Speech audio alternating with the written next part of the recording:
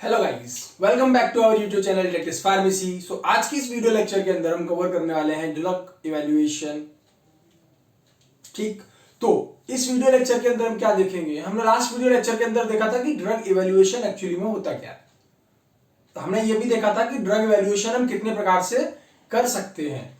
तो उसका आज जो पहला पार्ट है जिसको हम बोलते हैं मॉर्फोलॉजिकल इवैल्यूएशन, इसको हम डिटेल में देखेंगे कि मॉर्फोलॉजिकल इवैल्यूएशन एक्चुअली में होता क्या है। और उसके बाद हम ये देखेंगे कि माइक्रोस्कोपिक इवैल्यूएशन का एक छोटा सा पार्ट हम इस वीडियो में देखेंगे। माइक्रोस्कोपिक इवैल्यूएशन काफी लेंथी टॉपिक है, तो उसको हम नेक्स्ट वीडियो के अंदर फर्दर डिटेल में देखेंगे। सो आइए स्टार्ट करते हैं बिना किसी देरी के। ठीक, तो अब हम देख रहे हैं कि मॉर्फोलॉजिकल इवैल्यूएशन एक्चुअली में होता क्या है। मॉर्फोलॉजिकल इवैल्यूएशन को हम ऑर्गेनोलेप्टिक इवैल्यूएशन भी बोलते हैं। मॉर्फोलॉजिकल इवैल्यूएशन को ऑर्गेनोलेप्टिक इवैल्यूएशन क्यों बोलते हैं? इसका रीजन ये है कि हमारे जो ऑर्गेनोलेप्टिक सेंसेस होती हैं या ऑर्गेनोलेप्टिक ऑर्गन्स होते हैं, जैसे कि हमारे आईज, इसके टेस्ट और जो ईयर, ये सब जो और जो नोज होती है स्मेल के लिए, इन सभी के बेसिस पे हम जो होती है इवैल्यूएशन करते हैं। और हम इन सब चीजों से क्या करते हैं, जैसे आई है, आईज के थ्रू हम उसका कलर देख सकते हैं, नोज के थ्रू हम उसका ऑर्डर चेक कर सकते हैं कि क्या ऑर्डर है, टेस्ट हम अपनी जीभ के थ्रू कर सकते हैं अपनी, है ना, टंग के थ्रू, और साइज आंखों से, शेप और जो सम स्पेशल फीचर्स जो होते हैं जैसे कि टच, ये स्किन के थ्रू हम देखते हैं टच, और जो टेक्सचर है वो भी हम चेक करते हैं कि कैसा है। तो जो मॉर्फोलॉजिकल है, मॉर्फोलॉजिकल एक्चुअली में मतलब क्या होता है कि जो फिजिकल अपीयरेंस है किसी भी क्रूड ड्रग का, कि वो एक्चुअल में दिखता कैसा है क्या, उसके अंदर क्या प्रेजेंट है, वो बाद की बात है। दैट्स नॉट पॉइंट कि हम मॉर्फोलॉजिकल इवैल्यूएशन में उसके केमिकल कॉन्स्टिट्यूएंट्स देखें ना, हमको सिर्फ ये देखना कि वो दिखता कैसा है। जैसे ये पेन है, ये दिखती कैसी है, इसके अंदर इंक है या नहीं है, वो मोटिव नहीं है मेरा, दिखता कैसा है ये। This is the morphological form और मॉर्फोलॉजिकल इवैल्यूएशन। अब हम जैसे कि बात करें कि मॉर्फोलॉजिकल इवैल्यूएशन में जो क्वालिटेटिव इवैल्यूएशन करते हैं, नॉट क्वांटिटेटिव, जो क्वालिटेटिव इवैल्यूएशन करते हैं इसका, वो जनरली बेस होता है मॉर्फोलॉजिकल और सेंसरी प्रोफाइल के बेसिस पे। जो मॉर्फोलॉजिकल प्रोफाइलिंग हमने की है या उसकी जो सेंसरी की हमने, जो सेंसरी के बेसिस पे हमने जो सेंसरी ऑर्गन्स थे उसके बेसिस पे जो हमने उसकी प्रोफाइलिंग की है, उसके बेसिस पर हम उसका क्वालिटेटिव इवैल्यूएशन करते हैं। ठीक, ऑर्गेनोलेप्टिक इवैल्यूएशन में स्टडी जो होती है वो होती है ऑर्गन्स के थ्रू। अब यहाँ पे एक नोट आता है, एक्स्ट्रा एडिशनल पॉइंट आप बोल सकते हैं कि मॉर्फोग्राफी क्या होती है।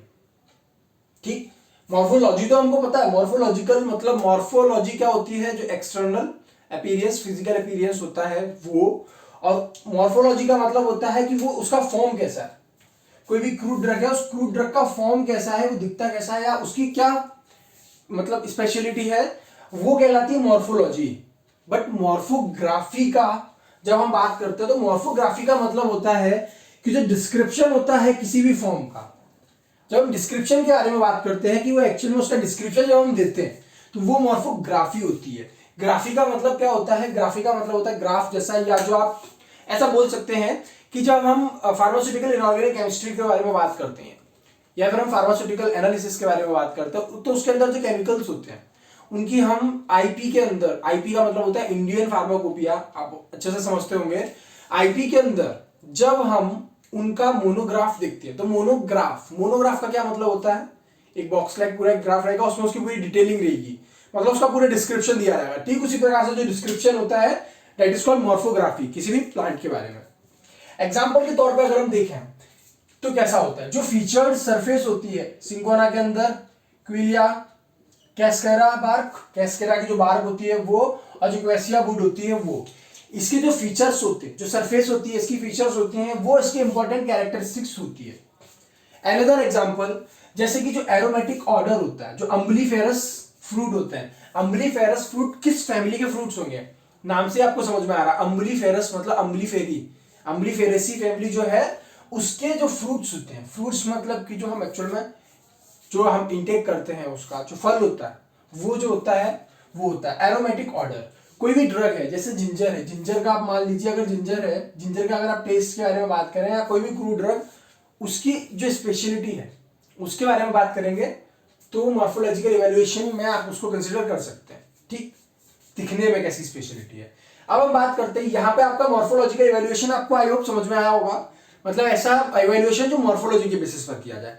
अब हम बात करते हैं कि माइक्रोस्कोपिक इवैल्यूएशन। माइक्रोस्कोपिक इवैल्यूएशन का मतलब ही है कि जब हम इवैल्यूएशन कर रहे हैं किसी भी क्रूड ड्रग का, तो उसमें हमको माइक्रोस्कोप जो है दैट इज नेसेसरी, माइक्रोस्कोप की जरूरत पड़ेगी। ठीक, तो माइक्रोस्कोपिक का मतलब क्या है कि जो मोर डिटेलिंग होती है, माइक्रोस्कोपिक में हम डिटेलिंग बहुत ज्यादा कर सकते हैं। क्यों? क्योंकि ऐसी चीजें हम जो नेकेड आई से नहीं देख सकते हैं वो हम किससे देख सकते हैं? माइक्रोस्कोप से। ठीक, तो ये क्वालिटेटिव जो इवैल्यूएशन होता है वो करते हैं इसमें किसका? जो ऑर्गेनाइज्ड क्रूड ड्रग होती है। ऑर्गेनाइज्ड क्रूड ड्रग के बारे में अगर आपको नहीं पता है तो चैनल को विजिट कीजिए, प्लेलिस्ट में आपको ऑर्गेनाइज और अनऑर्गेनाइज के बीच में जो डिफरेंस है, कि अनऑर्गेनाइज कौन से ड्रग होते हैं, ऑर्गेनाइज ड्रग क्या होता है, बहुत डिटेलिंग से मैंने आपको उसमें समझाया, आप उसको जाकर विजिट कर सकते हैं। ठीक, तो इसमें क्वालिटेटिव इवैल्यूएशन करते हैं किसका? जो ऑर्गेनाइज ड्रग होती हैं उनका इवैल्यूएशन करते हैं माइक्रोस्कोपिक इवैल्यूएशन में। माइक्रोस्कोप जो होता है, माइक्रोस्कोप की हमें जरूरत पड़ती है किसके लिए? जो स्ट्रक्चरल कंफर्मेशन करने के लिए। कोई भी ड्रग है उसका स्ट्रक्चरल कंफर्मेशन हमको करना है कि क्या इसका जो स्ट्रक्चर है वो वैसा ही है जैसा बताया गया है। तो उसमें इवैल्यूएशन जब हम करते हैं तो that is by with the help of microscope. इसमें बहुत सारे रिएजेंट्स और डाइज जो होती हैं उनका इस्तेमाल किया जाता है आइडेंटिफाई करने के लिए, या फिर आप बोल सकते हैं डिस्टिंग्विश करने के लिए जो सेलुलर स्ट्रक्चर्स हैं उनको। फॉर एग्जाम्पल, जैसे जब आप नेकेड आई से देखेंगे तो वो आपको कलरलेस दिखेंगे। फॉर एग्जाम्पल, किसी भी प्लांट की आपने लीफ ली, लीफ की जो पील होती है, जो ट्रांसपेरेंट, जब लीफ का एकदम ग्रीन वाला पोर्शन है, लीफ की जो पील होती है, उस पील को जब आप निकालते हैं, उस पील को जब आप निकाल के अगर आप सिर्फ निकालने का वाटर के अंदर रिंस करके आप उसको डायरेक्ट देखेंगे तो आपको समझ में नहीं आएगा कि उसके अंदर स्ट्रोमेटा कौन से हैं, एपिडर्मल सेल मतलब उसकी जो गार्ड सेल्स हैं वो कौन सी हैं, उसके सराउंडिंग सेल्स कौन सी हैं, स्ट्रोमेटा के अंदर का पोर आपको नहीं दिखाई देगा। ठीक, तो उनको डिस्टिंग्विश करने के लिए आपको डाई लगती है। फॉर एग्जाम्पल, जैसे कि डाइज बहुत सारी होती हैं, आप बोल सकते हैं कि जैसे आप मिथाइलिन ब्लू यूज कर सकते हैं, मिथाइलिन रेड यूज कर सकते हैं, है ना, और कार्बोल फुस्चिन का आप यूज कर सकते हैं। बहुत सी डाइज होती हैं जिनका आप यूज कर सकते हैं अलग अलग टाइम पे अलग अलग चीजों को आइडेंटिफाई करने के लिए। ठीक, अब एक एग्जांपल के तौर पे मैं आपको बता रहा हूं, जैसे कि अगर आप जो फोरोग्यूसिनॉल है, फोरोग्यूसिनॉल की अगर आप एक ड्रॉप लेंगे और उस ड्रॉप को कंसंट्रेटेड HCl के अंदर ऐड करेंगे और जब उसको आप लिग्निन के साथ में, जब आप लिग्निन का उसमें स्टेन करेंगे, मतलब कि जब स्टेनिंग करेंगे आप लिग्निन की, तो वो आपको क्या देगा? रेड कलर देगा। तो दिस इज दी स्पेशलिटी, मतलब कि वो रेड कलर दे रहा है जिसकी वजह से आप उसको आइडेंटिफाई कर पा रहे हो, किसी भी सेलुलर स्ट्रक्चर को, उसके स्ट्रक्चर को आप कंफर्म कर पा रहे हो। एग्जाम्पल के तौर पे आप यहां समझ के चलिए, जैसे क्या है ये, जैसे एक बॉक्स है, मान लीजिए लीफ का स्ट्रक्चर है, इसके अंदर अगर जैसे गार्ड सेल्स हैं, इस तरह की जो गार्ड सेल्स होती है बीन शेप, आप देख रहे हैं स्टोमेटा जो है, स्टोमेटा आप देख पा रहे होंगे। तो ये स्टोमेटा आप कैसे आइडेंटिफाई कर पा रहे हैं कि ये स्टोमेटा है? क्योंकि मैंने आपको रेड कलर से अलग से बना के दिखाया कि ये स्टोमेटा है। ठीक, तभी तो आपको डिस्टिंग्विश हुआ ना कि ये स्टोमेटा है। अदरवाइज मैं आपको सिर्फ बोल दूं कि बोर्ड पे आप स्टोमेटा देख पा रहे हैं क्या? नहीं, क्योंकि वो भी कलरलेस है और बोर्ड भी कलरलेस है, मतलब व्हाइट कलर और दोनों का तो नहीं कर पाओगे। तो इसीलिए हमको लगती है जरूरत डाइस की, ताकि हम उसको क्लियरली विजिबल कर सकें। ठीक, अब इसमें कुछ वेरियस पैरामीटर्स होते हैं जिनके बारे में हम स्टडी करते हैं, और ये पैरामीटर्स को हम नेक्स्ट वीडियो लेक्चर के अंदर कवर करने वाले हैं। जैसे कि एग्जांपल के तौर पे स्टोमेटल नंबर और स्टोमेटल इंडेक्स, इस मतलब कोई भी लीफ है उसके अंदर स्टोमेटल का इंडेक्स क्या होगा, स्टोमेटल नंबर क्या होगा, उसके बारे में बात करेंगे। उसमें हम ये भी बात करते हैं कि पेलिसियड रेशियो क्या होता है, उसके बारे में बात करते हैं। जो वीन आइसोलेट नंबर्स होते हैं उसके बारे में हम डिटेल में स्टडी करते हैं। साथ में जो फाइबर्स अगर यूज कर रहे हैं आप, जो प्लांट के अंदर फाइबर्स हैं, फाइबर की लेंथ क्या है ये, उसके साथ में जो स्टार्च ग्रेन है उस स्टार्च ग्रेन का साइज एक्चुअली में क्या है, ये भी हम यूज करते हैं। तो these are the various parameters. Actually में इतने सफिशिएंट नहीं है, आप जितने पैरामीटर्स का आप यूज करना चाहें उतने पैरामीटर्स यूज कर सकते हैं। ठीक, तो इतने होते हैं, आप इसके अलावा भी कई सारे पैरामीटर्स यूज कर सकते हैं। तो आई होप इस वीडियो लेक्चर के अंदर इतना ही। आई होप आपको मेरा वीडियो लेक्चर पसंद आया होगा।